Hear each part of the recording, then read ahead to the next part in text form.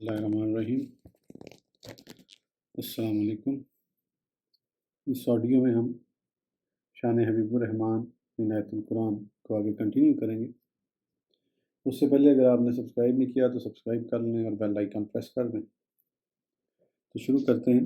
आयत नंबर 76, पारा 27, सूरह नजम, रुकू 1। उस प्यारे चमकते तारे मोहम्मद सल्लल्लाहु अलैहि वसल्लम की कसम, जब ये मेराज से उतरे तुम्हारे साहब ना बहके ना बेरा चले, और वो कोई बात अपनी ख्वाहिश से नहीं कहते, वो तो नहीं मगर वही जो उनको की जाती है। यह आयत करीमा भी हुजूर अलैहि सलाम की चमकती हुई नात पाक है। इसमें चंद कलमात काबिल गौर हैं। अव्वलन वल नजम, दूसरे मादल साहिबकुम, तीसरे वमा यंतकु अनिल हवा। मुफस्सिरीन का इसमें इख्तलाफ है कि नजम से क्या मुराद है और हुआ से क्या मकसूद। नजम अरबी ज़ुबान में सितारे को भी कहते हैं और बैल को भी, यानी वो दरख्त, और बेल को भी, यानी वो दरख्त जो ज़मीन पर बिछे हुए होते हैं, जैसे कद्दू का दरख्त। बाज़ मुफस्सिरीन ने तो फरमाया कि नजम से मुराद आसमान का तारा सुरैया वगैरह है, और हवी से मुराद है करीब गुरूब होना। जिस तरह के परवरदिगार आलम ने दुनिया की और चीज़ों की कसम फरमाई, इंजीर की, तूर सीना की, पहाड़ की, इसी तरह ये भी एक कसम है। बाज़ ने फरमाया कि नजम से मुराद बिछे हुए दरख्त हैं, और बाज़ ने फरमाया कि नजम से मुराद ज़ात सरकार अब्द अकरार सल्लल्लाहु अलैहि वसल्लम है, क्योंकि नजम का काम ही हिदायत देना, मुसाफिरों को दरिया में भी और जंगल में भी। पहले ज़माने में कुतुब नुमा न था, तारों से हिदायत लेते थे। ये ज़ात करीम भी हादी खल्क हैं। हवी से मुराद है मेराज से वापस तशरीफ़ लाना और लौटना जाने के बाद होता है। लिहाजा मेराज जिस्मानी आसमान तक कुरान से साबित हुई। बाज़ लोगों ने फरमाया कि नजम से मुराद सहाबा कराम हैं, या उलमाए उम्मत, या मशाइख कराम, क्योंकि उनके लिए फरमाया गया असहाबी कल नजूम, मेरे सहाबा कराम सितारों की तरह हैं। और हवी से मुराद है बाद वफ़ात शरीफ कब्रों में दफन होना, रूहुल बयान। लिहाजा सहाबा कराम और उलमाए दीन की कब्रों की कसम फरमाई गई है। मालूम हुआ कि ये कब्रें बहुत मुअज़्ज़म हैं, जैसे से बाज़ हज़रात ने कबूर सहाबा कराम व उलमा व औलिया मुराद ली हैं। माज़ल्ला साहिबुकुम व मा गवाया से हुज़ूर अलैहिस्सलाम की असमत और गुनाहों और बदअकीदगियों से पाक होना बयान फरमाया गया। हमने इस मसले की अपने रिसाला कहर किब्रिया बर मुनकरीन असमत अम्बिया में मुकम्मल बहस की है। तमाम अम्बिया अलैहिस्सलाम बाद नबूवत गुनाह से पाक हैं, मगर हमारे हुज़ूर अलैहिस्सलाम ने नबूवत से पहले और नबूवत के बाद कभी भी गुनाह का इरादा भी न किया। इस आयत में इसी का सबूत है। ववजदा का ज़ालन फ़हदा में जो ज़ालन फरमाया गया है, उसके मायने गुमराही नहीं है, जैसे कि हमने रिसाला कहर किब्रिया में तहकीक की, और इस किताब में भी वल-ज़ुहा में इसकी बहस करेंगे। ख्याल रहे कि माज़ल माजी मुतलिक है, जिसमें करीब या दूर की कैद नहीं होती है, जिससे मालूम होता है कि बाद नबूवत और नबूवत से पहले कभी भी ये फ़ेल आपसे सरज़द ना हुए। वमा यंतकु अनिल हवा में फरमाया गया कि हमारे नबी अपनी ख्वाहिश से कलाम भी नहीं फरमाते, जो कुछ फरमाते हैं वो रब की वही होती है। इसके दो मतलब हैं। एक तो ये कि हुज़ूर अलैहिस्सलाम ने अपने को बहर तौहीद में इस तरह फना कर दिया कि जो बात आपके मुंह से निकलती है तो ज़ुबान महबूब की होती है, मगर कलाम रब का। इसकी तहकीक हम वमा रमैता इज़ा रमैता में कर चुके हैं। या ये मतलब है कि मुंह से बोलते हैं वो या तो कुरान होता है या हदीस, और दोनों वही। कुरान तो वही जली जिसकी तिलावत नमाज में जायज़ है, और हदीस वही खफ़ी जिस पर सारे अहकाम कलाम इलाही के जारी हैं। और जिस तिलावत की इसकी बहस भी तफसील से ऊपर हो चुकी है। हाँ, दो सवाल पढ़ेंगे। एक तो ये कि बाज़ मौक़ों पर हुज़ूर अलैहिस्सलाम ने कुछ फ़ैसला फरमा दिया और बाद में हुक्म इलाही उसके ख़िलाफ़ आया, जैसे कि बदर के कैदियों के मुतालिक हुआ। दूसरे, हुज़ूर अलैहिस्सलाम फरमाते हैं कि हमारा कलाम रब के कलाम को नसख़ नहीं कर सकता। मशकूआ किताब मुस्लिम।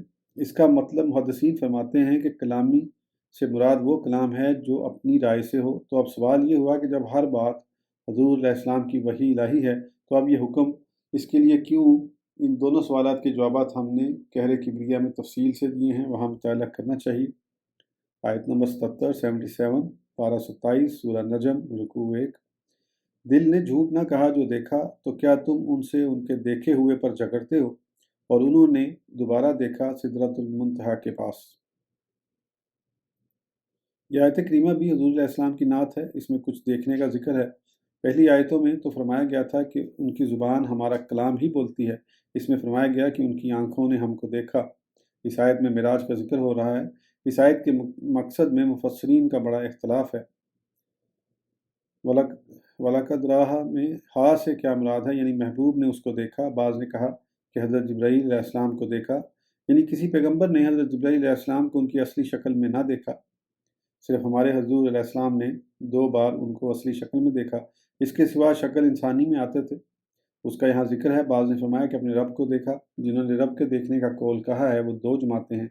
بعض تو کہتے ہیں کہ دل سے دیکھا، حضرت ابن عباس مانتے ہیں۔ مسلم اور سر کی آنکھ سے دیکھنا حضرت انس ابن مالک رضی اللہ تعالیٰ عنہ اور حسن اور اکرمہ تفسیر خزائن العرفان صاحب روح البیان نے فرمایا کہ حضور علیہ السلام فرماتے ہیں رب تعالیٰ نے موسیٰ علیہ السلام کو اپنے کلام سے اور ہم کو اپنے دیدار سے مشرف فرمایا۔ مذہب اہل سنت یہ ہے کہ حضور علیہ السلام نے رب کو بچشم سر دیکھا۔ حسن بصری قسم کھا کر فرماتے ہیں کہ معراج میں حضور علیہ السلام نے رب کو دیکھا۔ امام احمد بن حنبل فرماتے ہیں کہ حضور علیہ السلام نے رب کو دیکھا، یہاں تک فرمایا کہ آپ کی سانس بند ہو گئی۔ روح البیان یہی آیت مشکوہ باب المساجد میں ہے کہ حضور علیہ السلام نے فرمایا میں نے اپنے رب کو اچھی صورت میں دیکھا۔ اس کی شرح مرکات میں اسی جگہ ہے کہ ظاہر یہ ہے کہ حضور علیہ السلام نے بچشم سر بیداری میں شب معراج دیکھا، یہ ہی زیادہ صحیح ہے۔ اس کی کوئی دلیل نہیں کہ یہاں خواب میں دیکھنا مراد ہے۔ حضرت وقع کعب اخبار رضی اللہ تعالیٰ عنہ نے سے روایت فرماتے ہیں کہ حضور علیہ السلام نے رب کو دوبارہ دیکھا۔ روح البیان زیر آیت عند سدرۃ المنتہی، غرض یہ کہ ترجیح اسی قول کو ہے کہ حضور علیہ السلام نے رب کو دیکھا۔ اس کی پوری تحقیق شفا شریف اور مواہب الدنیا میں دیکھنا چاہیے۔ حضرت عائشہ صدیقہ مطہرہ رضی اللہ تعالیٰ عنہ اس دیدار کا سخت انکار فرماتی ہیں اور رب تعالیٰ فرماتا ہے اس کو آنکھیں نہیں پا سکتی، تو کس طرح دیدار الہی ممکن ہے؟ لیکن حضرت ابن عباس و دیگر اکابر کی روایات بیان کی جا چکی۔ حضرت صدیقہ کا یہ قول اپنے اجتہاد سے ہے، کوئی روایت پیش نہیں فرماتی، اور حضرت ابن عباس کی روایت ہے اور روایت کا مقابلہ میں اجتہاد کو نہیں اختیار کیا جاتا۔ اس آیت کے معنی بالکل ظاہر ہیں کہ اس دنیا میں رب کو ان آنکھوں سے کوئی نہیں دیکھ سکتا، لیکن معراج میں تو دنیا ہی دوسری تھی۔ آخر قیامت میں جنت میں سب مسلمانوں کو دیدار ہوگا۔ حضرت صدیقہ رضی اللہ تعالیٰ عنہ تو معراج جسمانی کا آسمان کی طرف انکار فرماتی ہیں، مگر یہ کسی نے بھی نہ مانا کیونکہ ان کا یہ فرمان اپنے اجتہاد کی بنا پر ہے۔ وہ فرماتی ہیں کہ جس رات معراج ہوئی اس رات حضور علیہ السلام میرے مکان میں جلوہ گر تھے، جسم پاک گم نہ ہوا، معراج کیسی؟ مگر یہ معراج جسمانی جب ہوئی تب تو حضرت صدیقہ رضی اللہ تعالیٰ عنہ حضور علیہ السلام کے نکاح میں نہ آئی تھیں، وہ تو امہانی بنت ابی طالب کے گھر سے ہوئی۔ روح البیان میں زیر آیت عند سدرۃ المنتہی ہے کہ معراج حضور علیہ السلام کو کل 24 بار ہوئی، جن میں سے ایک بار بیداری میں جسمی اور باقی خواب میں روحانی۔ صلی اللہ تعالیٰ علیہ وآلہ آلہ وصحبہ وبارک وسلم۔ آیت نمبر 78 78 پارہ 27 سورہ قمر رکوع 1۔ قیامت قریب آ گئی اور چاند شق ہو گیا۔ یہ آیت کریمہ بھی حضور علیہ السلام کی نعت ہے اور اس میں حضور علیہ السلام کی 2 صفتوں کا بیان ہے، ایک تو قیامت قریب ہونا، دوسرے چاند کا شق ہو جانا۔ قیامت قریب ہونے کے معنی تو یہ ہیں کہ اور انبیاء کے زمانے میں کسی نہ کسی نئے نبی کی آمد کا انتظار تھا، مگر اب اللہ کے آخری نبی حضور علیہ السلام تشریف لے آئے۔ اب صرف قیامت ہی کا انتظار ہے، یا یوں کہو حضور علیہ السلام کا زمانہ حکومت قیامت تک ہے کہ کبھی بھی آپ صلی اللہ علیہ وآلہ وسلم کا دین، آپ کا صلی اللہ علیہ وسلم قرآن منسوخ نہ ہوگا۔ حضور علیہ السلام فرماتے ہیں ہم اور قیامت ان 2 ملی ہوئی انگلیوں کی طرح ہیں، یعنی ہم میں اور قیامت میں کوئی نیا نبی درمیان میں نہیں۔ بخاری کتاب الکاک باب قول النبی باسط۔ قیامت تک حضور علیہ السلام ہی کا زمانہ ہے۔ چاند پھٹنے کا وہ قصہ ہے جو خرپوتی نے شرح قصیدہ بردہ میں نقل فرمایا کہ ابو جہل نے والی یمن حبیب ابن مالک کو لکھا کہ تیرا دین مٹایا جا رہا ہے، جلد آ۔ حبیب یہ پیغام پا کر فوراً مکہ مکرمہ آیا۔ ابو جہل نے حضور علیہ السلام کے متعلق بہت سی غلط باتیں کہیں۔ ابو جہل کا مقصد یہ تھا کہ حبیب کا اہل مکہ پر اچھا اثر ہے، یہ لوگوں کو سمجھا دے کہ یہ دین قبول نہ کریں۔ حبیب نے کہا کہ دونوں فریق کی گفتگو سن کر فیصلہ کیا جاتا ہے، میں چاہتا ہوں کہ حضور علیہ السلام کا بھی کلام سن لوں۔ حضور علیہ السلام کی خدمت میں پیغام بھیجا کہ میں یمن سے آیا ہوں اور دیدار کرنا چاہتا ہوں۔ حضور علیہ السلام ماں صدیق اکبر رضی اللہ تعالیٰ عنہ اس مجلس میں تشریف لے گئے۔ جب پہنچے تو تمام مجلس میں ہیبت چھا گئی اور کسی کو کچھ عرض کرنے کی ہمت نہ ہوئی۔ آخر حضور علیہ السلام نے خود ہی دریافت فرمایا کہ تم کیا دریافت کرنا چاہتے ہو؟ حبیب نے ہمت کر کے عرض کیا کہ حضور نے دعویٰ نبوت فرمایا اور نبوت کے لیے معجزہ ضروری ہے۔ فرمایا جو تو کہے وہ معجزہ دکھایا جائے۔ عرض کیا کہ میں آسمانی معجزہ دیکھنا چاہتا ہوں، پھر یہ پوچھنا چاہتا ہوں کہ میرے قلب میں تمنا کیا ہے۔ فرمایا چل کوہ صفا پر تشریف لے جا کر پورے چاند کو اشارہ کیا، چاند کے 2 ٹکڑے ہو گئے، یہاں تک کہ ایک ٹکڑا پہاڑ کے اس طرف اور ایک دوسری طرف۔ سورج الٹے پاؤں پلٹے، چاند اشارے سے ہو چاک، اندھے نجدی دیکھ لے قدرت رسول اللہ کی۔ پھر فرمایا گیا حبیب صلی اللہ علیہ وسلم دوسری بات بھی سن، تیرے ایک لڑکی ہے ہمیشہ بیمار رہتی ہے، ہاتھ پاؤں سے معذور ہے، تو چاہتا ہے کہ اس کو شفا ہو جائے، اس کو بھی شفا ہوئی۔ یہ سنتے ہی حبیب بے اختیار پکار اٹھے، لا الہ الا اللہ محمد رسول اللہ صلی اللہ علیہ وسلم۔ جب گھر پہنچے تو رات کا وقت تھا، دروازے پر آواز دی۔ وہ معذور لڑکی جو زمین سے نہ اٹھ سکتی تھی اٹھ کر آئی اور دروازہ کھولا۔ باپ کو دیکھ کر پڑھنے لگی، لا الہ الا اللہ محمد رسول اللہ صلی اللہ علیہ وسلم۔ حبیب نے پوچھا کہ بیٹی تو نے کلمہ کہاں سے سنا؟ تو کہنے لگی، ایک ماہ مدن، گورا سا بدن، نیچی نظریں، کل کی خبریں دکھلا کے پابند، وہ سنا کے سخن، مرا پھونک گئے سب تن من دھن۔ وہ دکھا کے شکل جو چل دیے تو دل ان کے ساتھ رواں ہوا، نہ وہ دل رہا نہ وہ دل ربا، رہی زندگی سو ببال ہے۔ کہا میں نے خواب میں ایک چاند سی صورت والے کو دیکھا جو فرماتے ہیں بیٹی تیرے باپ تو مکہ میں آ کر مسلمان ہوئے اور تو یہاں کلمہ پڑھ لے تو تجھ کو ابھی شفا ہو جائے۔ میں صبح جو اٹھی تو کلمہ زبان پر جاری تھا اور ہاتھ پاؤں سلامت تھے۔ تقریباً تمام جلیل القدر صحابہ کرام اور عام مفسرین کا یہی فرمان ہے کہ چاند کے چرنے کا واقعہ حضور علیہ السلام کے زمانے میں ہو چکا۔ اب جو شخص کہے کہ اس سے مراد ہے کہ قیامت میں چرے گا وہ بد مذہب ہے۔ حضرت موسیٰ علیہ السلام کے لیے دریائے نیل چیرا گیا اور حضور علیہ السلام کی انگلی پاک سے چاند چرا، جس سے معلوم ہوا کہ حضور علیہ السلام کو تمام انبیاء سے بڑھ کر معجزات عطا ہوئے، صلی اللہ علیہ وآلہ آلہ وصحبہ وبارک وسلم۔ آیت نمبر 79 پارہ 27 سورہ رحمان رکوع 1۔ رحمان نے اپنے بندے محبوب کو قرآن سکھایا، انسانیت کی جان محمد صلی اللہ علیہ وسلم کو پیدا کیا اور ما کانا و ما یکون کا ان کو بیان سکھایا۔ یہ آیت کریمہ بھی حضور علیہ السلام کی صریح نعت شریف ہے۔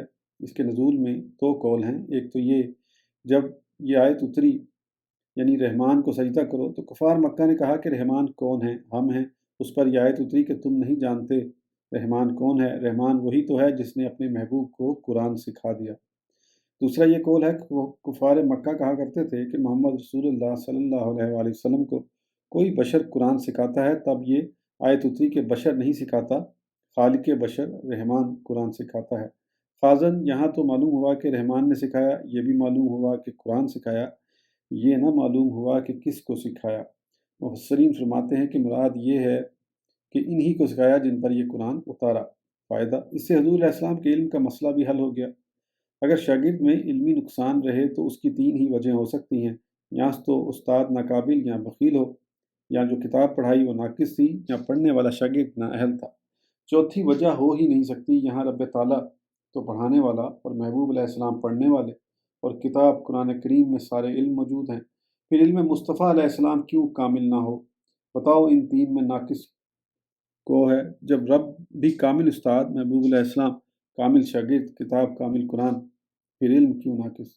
دوسرا فائدہ، اس سے معلوم ہوا کہ رسول علیہ السلام تمام پیغمبروں اور تمام مخلوق سے افضل و اعلیٰ ہیں، کیونکہ قرآن نے خبر دی کہ حضرت آدم علیہ السلام کو تمام چیزوں کے نام بتائے، داؤد علیہ السلام کو زرہ بنانا سکھایا، عیسیٰ علیہ السلام کو طب کا علم سکھایا فرمایا، اور خضر علیہ السلام کو علم لدنی سکھایا، حضرت یوسف علیہ السلام کو تعبیر خواب کا علم سکھایا، مگر محبوب علیہ السلام کو قرآن سکھایا جو ان سب سے بہتر و اعلیٰ ہے، اور تمام اگلے پچھلے واقعات سکھائے جس کو قرآن نے بیان فرمایا۔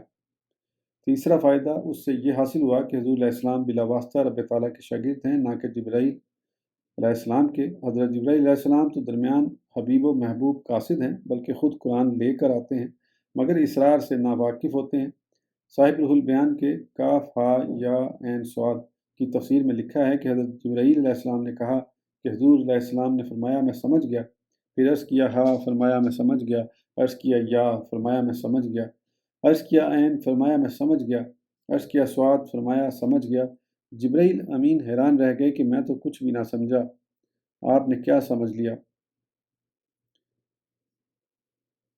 چوتھا فائدہ یہ حاصل ہوا کہ یہ نہ معلوم ہوا کہ کب سکھایا۔ ظاہر یہ ہے کہ ازل میں سکھانے کا وقت تو وہ تھا، مگر اس کے ظہور کا وقت یہ ہوا۔ روح البیان۔ خلق الانسان میں انسان سے مراد ذات گرامی جناب سرور کائنات صلی اللہ علیہ وسلم ہے، کیونکہ مطلق سے مراد فرد کامل ہوتی ہے، اور علامہ بیان میں بیان سے مراد ہے تمام ماکانہ و ما یکون، یعنی اگلے پچھلے واقعات کا علم۔ تو آیت کے یہ معنی ہوئے کہ محمد رسول اللہ صلی اللہ علیہ وآلہ وسلم کو پیدا فرمایا اور ان کو سارے علوم سکھائے، خازن و خزائن العرفان۔